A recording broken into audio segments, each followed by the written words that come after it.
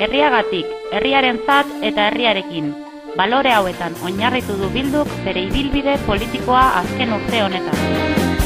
Por, para y con el pueblo. Esos son los valores en los que Bildu ha basado su andadura política durante este último año. Bilduk, Santurtziko udalan emandako lehen urtearen balantzean parte har dezazula nahi dut. Queremos que vengas a participar en el balance que haremos del primer año de Bildu en el Ayuntamiento de Santurtzi. Ekainaren 26an, asteartea, 7:30 Santurtziko Kresala aretoan. Hitzaldi irekia.